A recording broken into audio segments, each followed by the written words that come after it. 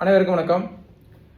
விஜய் பொறுப்பேற்றதுலேருந்து முதலமைச்சராக பதவியேற்றதுலேருந்து தினசரி மக்கள் எதிர்பார்க்குறது என்னென்னா, ஏதாவது ஒரு மாற்றத்தை, ஒரு புதிய சிந்தனையோட புதிய செயல் திட்டத்தை அறிமுகப்படுத்துவார், ஒரு தொலைநோக்கு திட்டத்தோட செய்வார் அப்படிங்கிறது தான் ஒரு மாபெரும் ஆவல் எல்லாருக்கும் இருக்குது. ஆனால் இப்போ நடக்கிறத பார்த்தோம்னா அதுக்கான சிந்தனை இல்லை. ஏன்னா அது வானத்துலேருந்து புதிய சிந்தனையோ செயல் திட்டமோ வானத்துலேருந்து தானாக பொத்துக்கிட்டு விழ போகிறதில்ல. அது அந்த நோக்கம் இருக்கணும், அதற்கான உழைப்பு இருக்கணும், அதற்கான நேரத்தை செலவழிக்கணும்.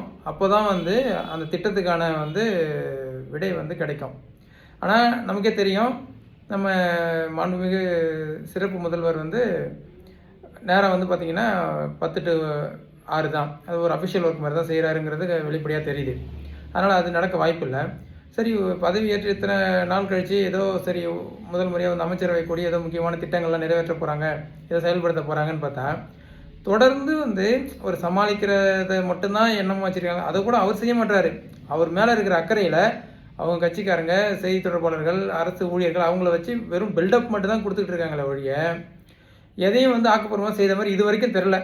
இப்போ ரிசல்ட் எலெக்ஷன் ரிசல்ட் 1 மாதம் ஆகிடுச்சு. ஒரு பதவி ஏற்று 25 நாள் ஆகும்னு நினைக்கிறேன். 10ஆம் தேதி பதவி ஏற்றார். இந்த 25 நாளில் ஏதாவது ஒரு திட்டத்தை இதை மக்களுக்காக நான் இது வரைக்கும் ஒவ்வொரு அரசும் பதவி ஏற்ற உடனே முதல் எடுத்ததும் ஒரு 2 கையெழுத்து, 3 கையெழுத்து, 5 கையெழுத்து போடுவாங்க. அது மக்களுக்கு பயனுள்ளதாக இருக்கும். அதே போல் தான் இப்போ 5 மாநில தேர்தல் நடந்தது. 5 மாநிலத்திலும் தேர்தல் முடிவு வந்தது. ஒவ்வொரு மாநிலத்திலையும் அவங்க கொடுத்த வாக்குறுதியில் 1லேருந்து 3 நாள் வரைக்கும் நடைமுறைப்படுத்திட்டாங்க. அப்படி இருக்கும்பொழுது இவர் ஏதாவது சொன்னதை முழுசாக நடைமுறைப்படுத்தியிருக்காருன்னா உங்களுக்கே தெரியும். ஏன்னா நம்ம யாரும் வெளிநாட்டில் வாழ, தமிழ்நாட்டில் தான் வாழ்ந்துட்டுருக்கோம். என்னதை நடைமுறைப்படுத்தியிருக்காரு.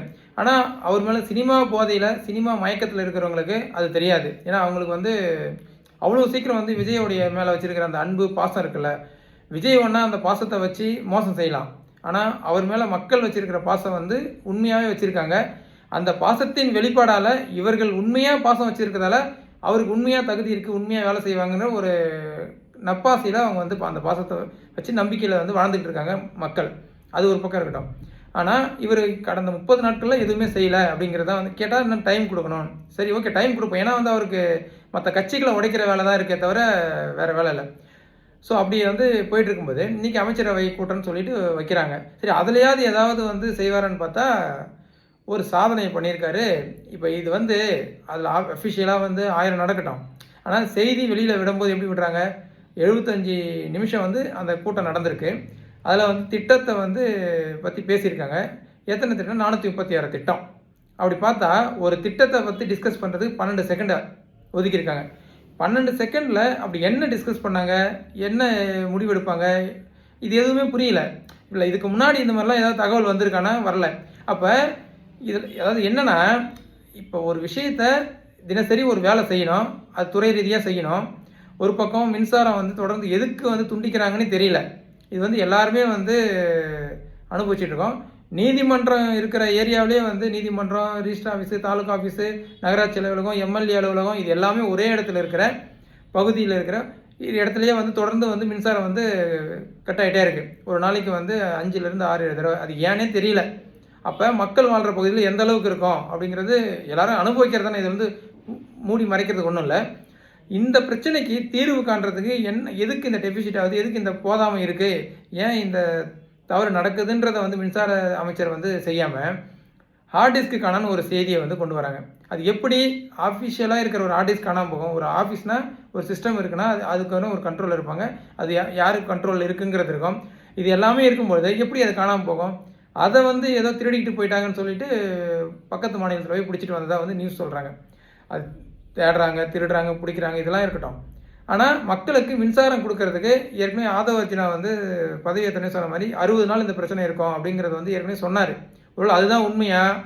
அப்போ எது உண்மை?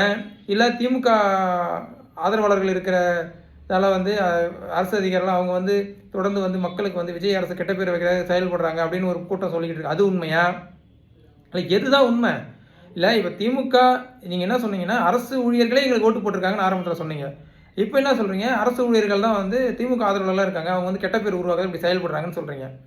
சரி, நீங்கள் சொல்கிறது உண்மையாக இருந்தால் சரி, அரசு ஊழியர்கள் திமுக ஆதரவுகள் செயல்படுறதாவே இருக்கட்டும். நீங்கள் தான் அதுக்கு தலைமையை எடுத்து வழி நடத்துகிறீங்க. உங்களுக்கு தான் அவங்க ஒர்க் பண்ணுறாங்க.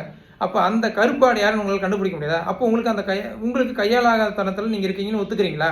இல்லை அதையாவது ஒத்துக்குங்க, என்னால் கண்டுபிடிக்க முடியாது. இது எப்படி இருக்குன்னா, இப்போ ஒரு காவல்துறை எதுக்கு வச்சுருக்கோம்? நாட்டில் சட்ட ஒழுங்கு பாதுகாக்கிறதுக்கு, மக்களுக்கு பாதுகாப்பு கொடுக்கறதுக்கு, ஒரு அமைதியான ஒரு வாழ்க்கையை வந்து எல்லாரும் கொடுக்கறதுக்கு காவல்துறை வச்சுருக்கோம். ஆனால் ஆங்காங்கே வந்து கொலையோ, திருட்டோ, கற்பழிப்போ எல்லாம் நடந்துக்கிட்டே இருக்குது.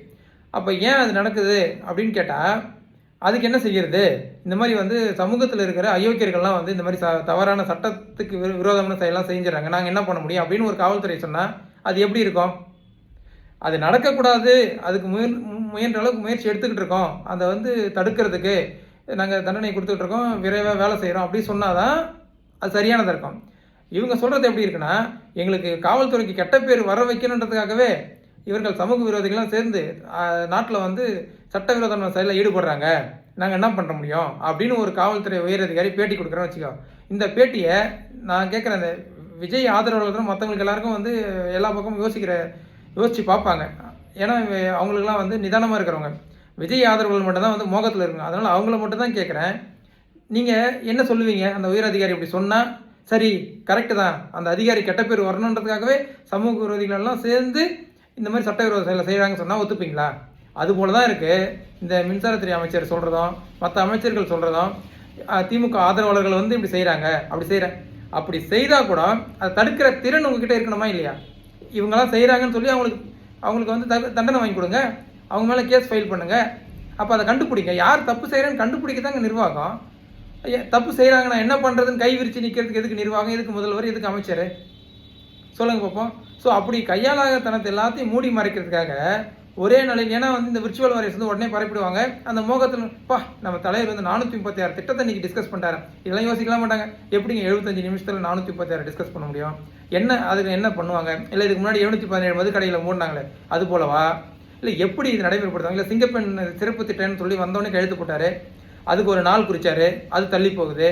ஏன்னா சிங்கப்பெண் சிறப்பு படைன்னு ஒன்று ஆரம்பிக்கிறாங்க, அதுக்கு எங்கேருந்து அந்த ஒரு பிரிவுக்கு எங்கேருந்து ஆள் எடுப்பாங்க அப்படிங்கிற ஒரு விளக்கத்தை இது வரைக்கும் அரசு சார்பு கொடுக்கல. இல்லை புதுசாக ஆள் எடுக்க போகிறாங்களான்னு கொடுக்கல. ஏற்கனவே எத்தனை போலீஸ் இருக்காங்களோ அதிலிருந்து எடுத்து லேபிள் மட்டும் ஓட்டுறாங்க, அவ்வளோதான். இப்போ உதாரணத்துக்கு ஒரு உமன் ஸ்டேஷனில் இருக்காங்க, ஒரு 10 போலீஸ் இருக்காங்கன்னா அதே உமன் ஸ்டேஷனில் 10 போலீஸில் ஒரு 3 போலீஸ் எடுத்து இந்த ஸ்டிக்கர் கீழே வேலை செய்ய சொல்லுவாங்க, அவ்வளோதான். ஆள் அதே தான், ஒர்க் அதே தான், எல்லாமே அதே தான், லேபிள் மட்டும் வேறு, சிங்கப்பெண் சிறப்பு படை, அவ்வளோதான். ஸோ இப்போ அதுக்கு வந்து எதுவுமே தேவையில்லைன்னு நினச்சிட்டு அறிவிச்சிட்டாரு. ஸோ அதனால் வந்து அதில் நடைமுறை சிக்கல் இருக்கிறதால அது வந்து தள்ளி போயிட்டே இருக்குது. நம்ம விஜய் லவர்ஸும் என்ன பண்ணுறாங்கன்னா, அண்ணா சிறப்பு படை அறிவிச்சிட்டாருன்னு சொல்லி கம்பு சுற்றிட்டு இருக்காங்க. ஆனால் நடைமுறையில் மக்களுக்கு ஏதாவது நடக்கானா ஒன்றும் நடக்கலை. ஸோ அந்த மாதிரி நான் என்ன சொல்கிறேன், எதுக்கு இந்த பதற்றம்? நிதானமாக வேலை செய்யுங்க, ஒன் பை ஒன்னாக வேலை செய்யுங்க. முதல்ல அந்த அமைச்சர்களை ஒவ்வொரு துறையாக போயிட்டு கற்றுக்க சொல்லுங்கள். இதில் வந்து கற்றுக்கிறதுக்கு ஒன்றும் யாரும் வந்து அச்சப்பவும் கூச்சமும் பட வேண்டிய அவசியமே கிடையாது. எல்லாம் வரும்போது கற்றுக்கிட்டு வந்தவங்க கிடையாது. உங்களுக்கு நோக்கம் சரியாக இருந்தால் போதும், அவ்வளோதான். உங்களுக்கு நோக்கம் சரியாக இருந்தால் மற்றவங்க மேலே வந்து குறை சொல்லாமல், ஆட தெரியாதவனுக்கு தெரு கோணம்னு சொல்லுவாங்க அந்த கதையை, எல்லாத்துக்கும் குறை தான் சொல்லிக்கிட்டு இருக்கீங்களே தவிர அந்த குறையை நிறைவேற்றுற இடத்துல நீங்கள் தான் இருக்கீங்கிறது மறந்துட்டீங்க. அதனால் தயவுசெய்து அந்த குறையை எடுத்து ஓரமாக வச்சுட்டு அதை எப்படி சரி பண்ணணுன்ற அந்த புனிதமான நோக்கத்தோடு செயல்படுங்க. உங்கள் மேலே பாசம் வச்சு உங்களுக்காக தேர்ந்தெடுத்த மக்களை மோசம் பண்ணாதீங்க. ஒரு ஒழுக்கமான, ஒரு வெளிப்படையான, ஒரு தெளிவான ஒரு நிர்வாகத்தை கொடுங்க. தெளிவு ஒழுக்கம்னு சொல்லும் போது தான் ஞாபகம் வருது, அண்ணன் திருமாவளவன் வந்து இன்றைக்கி பேட்டி கொடுத்துருந்தாரு. எதுக்கு விஜய்க்கு ஆதரவு கொடுத்தோம், எப்படி உள்ள அமைச்சரவையில் போனோம், எல்லாத்துக்கும் சொல்லிகிட்டே இருந்தார் ஒன் பை ஒன்றா. அதில் ஒரே ஒரு விஷயத்தை மட்டும் சொல்கிறேன். அது என்னென்னா, அவர் வந்து பிஜேபி வரக்கூடாது அப்படிங்கிறத இவர் கொடுத்தாராம் ஆதரவு. பிஜேபி வந்து மதவாத சக்தி அந்த மாதிரி. இப்போ விஜய் அவர்கள் என்ன சக்தின்னு உங்களுக்கு விளக்கம் கொடுத்துட்டாரா? இல்லை விஜய் வந்து நிரூபிச்சிருக்காரா? இல்லை திருப்பரங்குன்றத்தில் விளக்கு ஏற்றலான்னு ஒரு கூட்டம், விளக்கு ஏற்றக்கூடாதுன்னு ஒரு கூட்டம், அதில் எந்த பக்கம் விஜய் நின்னார்னு முடிவு அறிவிச்சிருக்காரா? இல்லை ஏதாவது ஒரு விஷயத்துக்கு அவர் தெளிவான தீர்க்கமான ஒரு முடிவு எடுத்திருக்காரா? எதுவும் கிடையாது. அப்படி இருக்கும்போது எதை வச்சு நீங்கள் வந்து இப்போ வந்து அவர் வந்து நாங்கள் தேர்தலுக்கு முன்னாடி அப்படி சந்தேகப்பட்டோம், அவர் வந்து உங்களை வந்து வெறும் மதசார்பு அணியில் நின்ன பாமகவையோ அதிமுகவையோ யாருடைய ஓட்டையும் வந்து உதவியும் கேட்காம எங்கள்கிட்ட தான் அவர் வந்து உதவி கேட்டார், அதனால் நாங்கள் அவரை நம்புகிறோம் அப்படின்றீங்க. சரி, அதுலேயே நீங்கள் சொல்கிறதுல ஒரு பொய் இருக்குது. நீங்கள் என்ன சொன்னீங்க, திமுக கூட்டணியில் நின்று எங்ககிட்ட தான் கேட்டாங்க, பிஜேபி கூட்டணியில் இருக்க யார்கிட்டையும் ஆதரவு கேட்கலை விஜய்ன்னு சொன்னீங்க. அதுவே முற்றிலும் போய் ஆதரவு கேட்கலை. ஆனால் அந்த கூட்டணியில் இருக்கிற அமமுக எம்எல்ஏவை கடத்திட்டு வந்தாங்களா இல்லையா? வீடியோ வெளியிட்டாங்களா இல்லையா? அப்போ அது யாருடைய ஓட்டு? அது பிஜேபி ஓட்டு இல்லைங்களா? அதிலிருந்து சிவி சண்முகம் தலைமையில் எஸ்பி வேலுமணி தலைமையில் ஒரு கூட்டத்தை போயிட்டு தனியாக பார்த்தாரு. அது எவ்வளோ பெரிய அயோக்கியத்தனம்! தலைவர்னு ஒரு பொதுச்செயலாளர்னு ஒரு ஆள் இருக்கும் பொழுது வழக்கமாக செய்கிற அரசியல்வாதியை விட வழக்கமாக அரசியல்வாதிகளாலே நீங்கள் வந்து குறை சொல்லுவீங்க. அதை விட கீழ்த்தரமாக இறங்கி போய் தனியாக முதலமைச்சர் நேராக போய் பார்த்து அவங்க ஆசையை வார்த்தை தோணினார். அது அயோக்கியத்தனம் இல்லையா? இதெல்லாம் வந்து எப்படி நீங்கள் சப்பக்கட்டு கட்டுறீங்க? இதெல்லாம் பிஜேபி ஓட்டு இல்லையா? நீங்கள் வந்து அமைச்சராகணும்னு ஆசைப்பட்டீங்க. நீங்கள் வந்து அவர் கூட போகணும்னு முடிவு பண்ணிட்டீங்க, போங்க. அதுக்கு எதுக்கு விஜய்க்கு வந்து மத சார்பு இல்லை, அவர் வந்து நடுநிலையானவர், முற்போக்கானவர், இப்போ அவர் ஆர்எஸ்எஸ் குழந்தையாக இருந்து எங்கள் குழந்தையாக மாறிட்டார், எதுக்கு இந்த மாதிரிலாம் கம்பு சுற்றுறீங்க? தயவு இந்த விஷயத்தை எல்லாம் தாண்டி மக்கள் வந்து உங்களுக்கு ஒரு வாய்ப்பு கொடுத்துருக்காங்க. அதை பயன்படுத்தி தயவுசெய்து நல்ல முறையில் ஒரு வெளிப்படையான நிர்வாகத்தோட மக்களுக்கான நல்லதை செய்யுங்க. நிச்சயமாக வந்து அனைவரும் பாராட்டுவாங்க. தயவுசெய்து நடிக்கணும்னு நினைக்காதீங்க. மற்றவங்க மேலே குறைய சொல்லி ஏமாற்றணும்னு நினைக்காதீங்க. அதுக்கு ரொம்ப நாள் கை கொடுக்காது. உங்களை காதலிச்சவங்களே வந்து வெறுக்கிற சூழல் வரும். அதனால் தயவுசெய்து விஜய் அவர்களே, மக்களுக்கு நல்லது செய்யணுன்ற நோக்கத்தோட நல்லவங்களை கூட வச்சு நல்லது செய்யுங்க. நன்றி, வணக்கம்.